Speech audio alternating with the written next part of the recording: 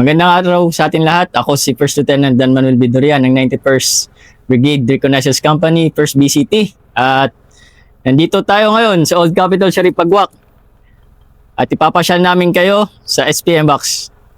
So abutin tayo sa buong pag-ikot ng box. I estimate lang ng mga 1.5 oras dahil yung lugar na makikita nyo mamaya, ang lugar nating dadaanan ay puno ng tubig at yung kalsada ay medyo two-way lang siya. Sir, at paki-kunting sir, ano yung SPM box? Bakit sinusipi kung...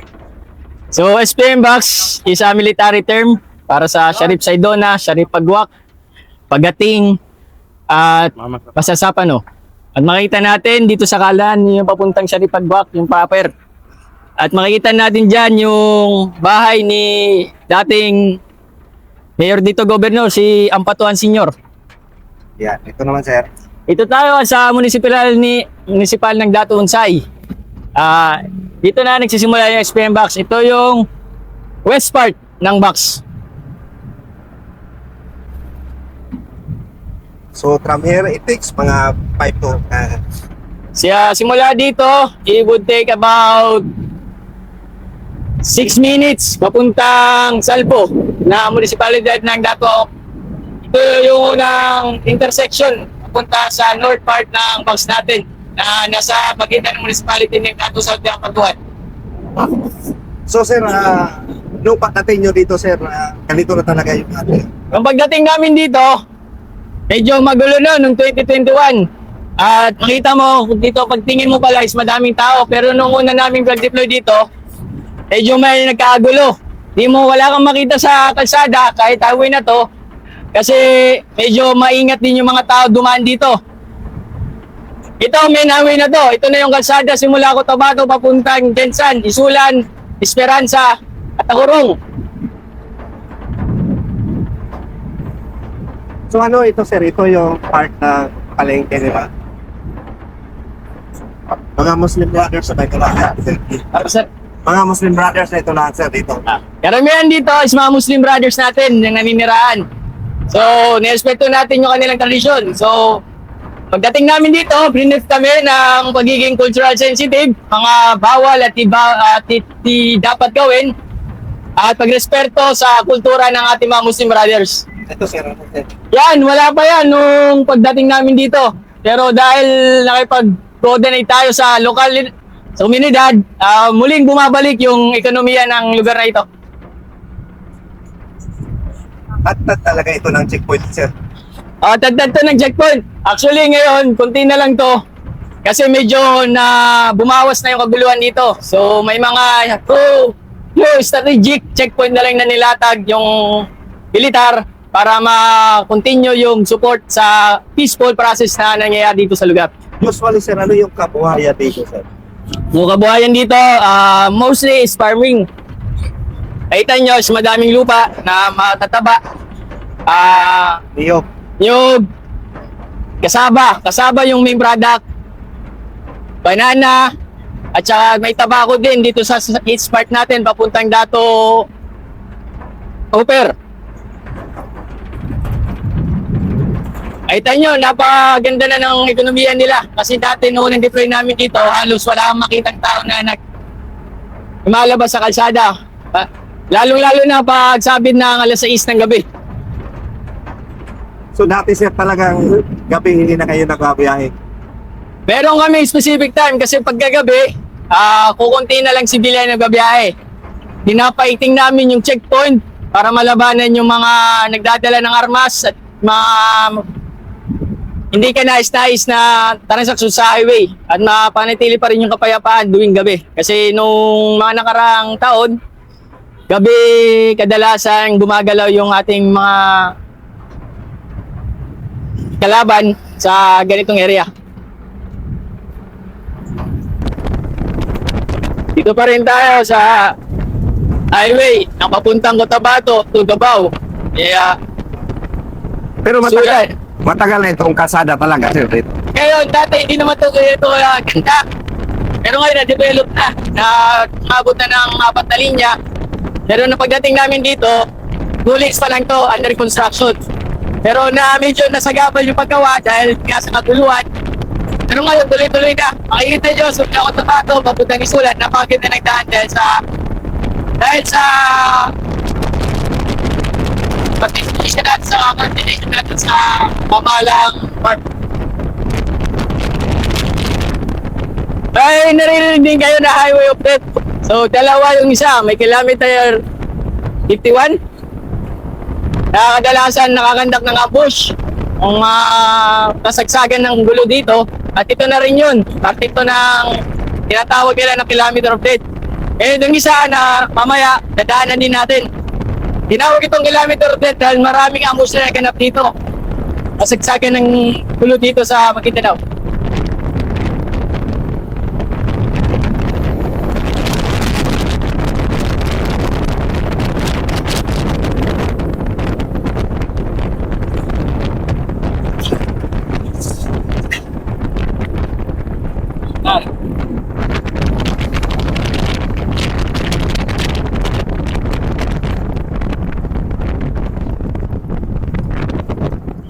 Okay, sabihan ko na kalabas tayo ng vlog.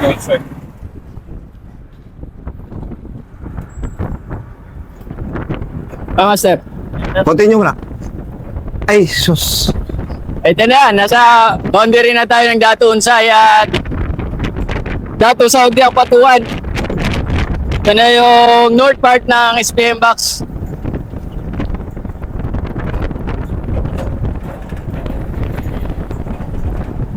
Kaya siya tinawag na box kasi pag tiningnan niyo siya sa mapa, isugis kwadrado siya.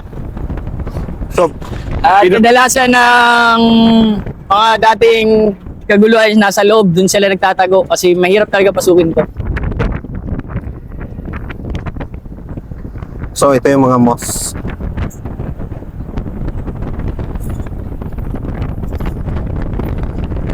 So parang ano siya, sir, is binubuo ng apatan yung stainless box. Yung PSPM box sa loob niya ay pinubuo ng apat na munisipalidad. Munisipalidad ng Sharipagwak, Dato Unsay, Dato Saudi ang Patuan, Sharip Saigo ng staff, at saka Masasapano. Pero SPM box siya kasi nung nakaraan is stands for Sharip, Saidona, Pagatin, at Masasapano. So ito na yung sentro ng ano, sir, ng municipality of. Ito, parte to ng Dato Saudi ang Patuan. So mamaya makikita natin yung municipality nila papasok. Makita nyo sa kaliwa natin yan yung municipalidad ng Dato Saudi ang Patuan. At dito na rin yung makita natin yung pinagmamalaan nilang Pink Moss.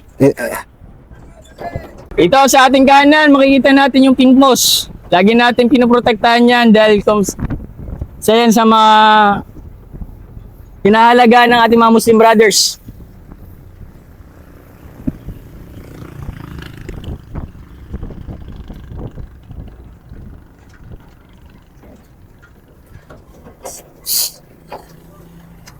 Ito tayo ngayon sa north part ng SPM box. Ito yung dato sa Barangay Salvo, Dato Saudi ang Patuan.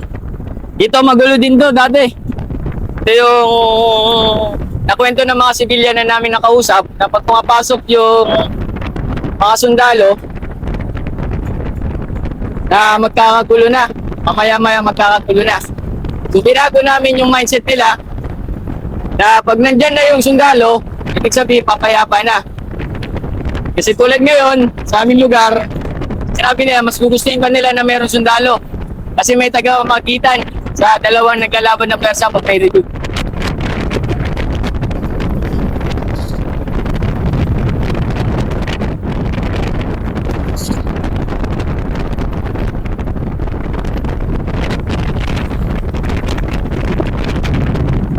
Makapansin nyo, madami rin tao ngayon. Pero nung una natin pagpunta dito, halos walang tao yan.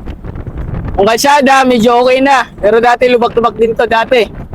Mahirap to pasukin ng ibang ahensya ng gobyerno kasi nga magulo. Tumagay oh.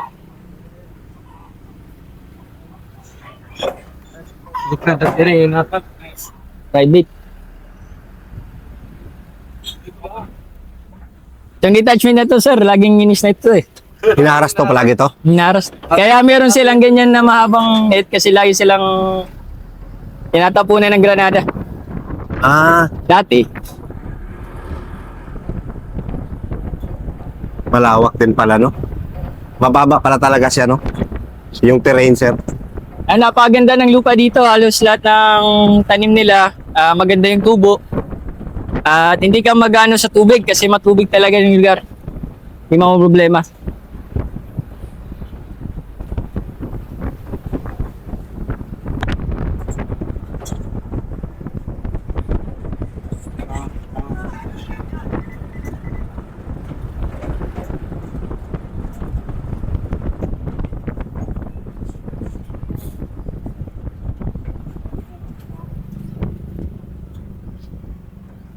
Yan.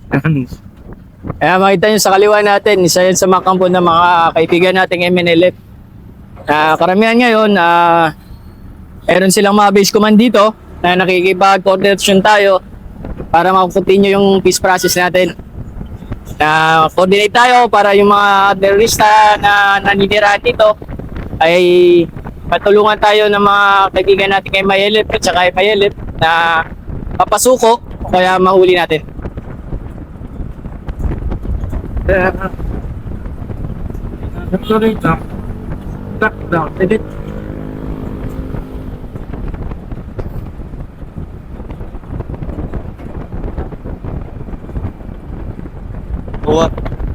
Okay.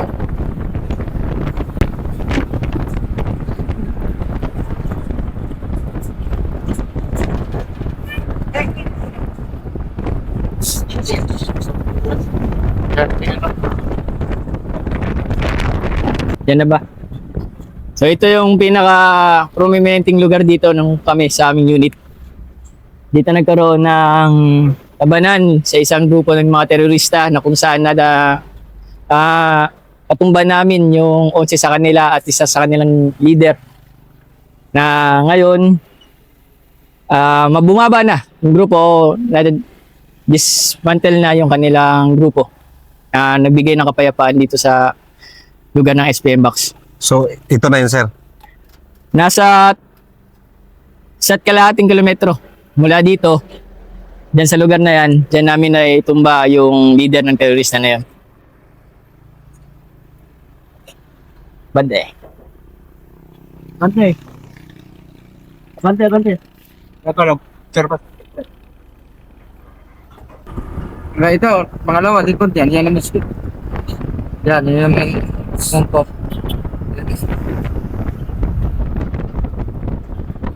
Dito ngayon tayo sa Barangay Kitamo. Magulo to dati dahil may naglalaban na dalawang grupo at hindi nagkakasundo sa isang merong hindi pagkakasunduan. So nadama yung mga sibilyan, nanunog ng bahay, nagsilikas yung mga sibilyan. At dito tayo pumasok kung saan naging pamagitan tayo ng dalawang grupo. At aming target din dito ng mga terorista. So ito naging taguan dahil maliban mahirap pasukin, madami ding hideout sila dito na mabilis nilang malalaman kung may papasok na tropa. So maaga sila nakakatakas. Pero nadali rin natin yung mga yun. Patumba din natin yun sa tamang koordinasyon at tamang operasyon ng mga sundalong.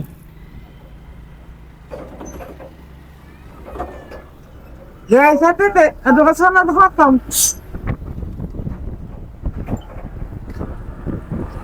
Kumakaway sila, no? Mga bata. Kasi ano na yung pagikitungo nila, sir, no? Ano rito? Mapapansin nyo, dati talaga walang tao dito. Nung magulo pa dito, halos wala talagang makita kahit yung mga ganitong oras na may mga nagbabiyahe. Kaya yung mga payong-payong na yan, hindi kadalasan sila dumadaan dito. Ngayon na bumalik na, nakatuwa na dahil sa amin, sa ring accomplishment namin yun na bumalik yung mga civilian dahil sa ginawa namin. Ginawa ng army na magbili ng kapayapaan at lumunsad yung isang komunidad na dati hindi napapasyalan, ngayon nadadaanan na. Punlad na ng punlad. At saka isa sa napangpahay moral sa amin is kada daan namin sa mga ganitong barangay, Mapapansin mo talaga yung mga bata, kumakaway sa amin. Sumasaludo, tapos humingiti yung mga tao, nasa gilid na kami. So, which is high pang-moral sa amin yun. Kaya hindi nakukuha namin yung suporta ng komunidad.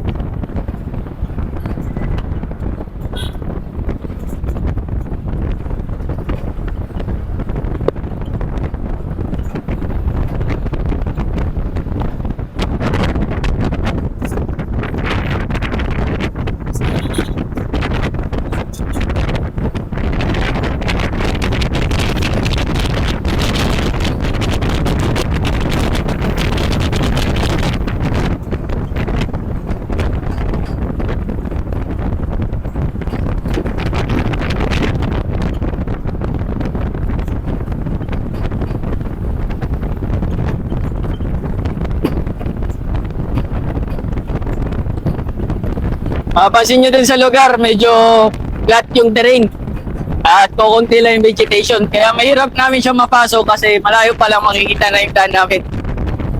So yung mga kalaban natin is dyan nakatago sa mga kasulok-sulukan niya sa loob. Kaya kami nahihirapan kasi makita nyo, hindi namin masusupresa yung kalaban kasi malayo pa lang makikita mo na yung movement ng tropa.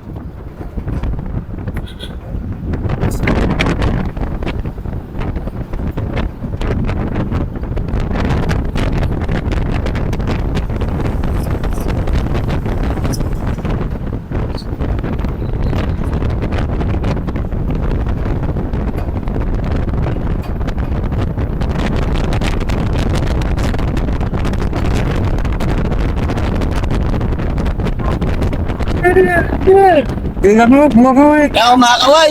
Bakit ka?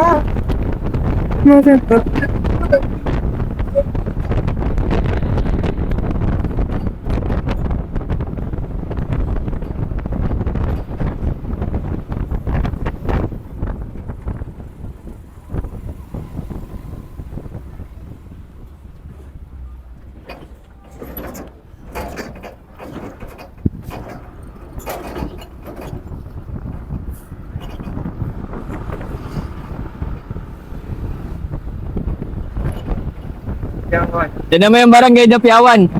Dito nagkagulo rin dito laban sa dalawang persa.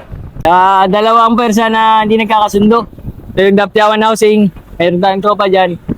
At sa pagpapasok natin, nagkagulo. Dito rin naging ghost town din to ng mga ilang linggo. Kasi dun sa pag-away ng dalawang grupo, nadama yung mga sibilyan. Kaya nagsilika sila. At tapos nito, pinasok namin to. Tapos, nagpabomba kami ng ilang mortar para tumigil yung putukan ng dalawang grupo. So parang sinara talaga yung lugar na to, sir. Sinara talaga para sa kaligtasan ng mga sibilyan. Pero binuksan namin yung mga paalis, pero yung papasok kasi pinaiwasan na namin para hindi sila madamay. Tapos nakipag-coordinate kami sa Joint Peace and Security Team para maipasok namin, pasukin namin lugar para magpagitna dun sa dalawang naglalaban na grupo.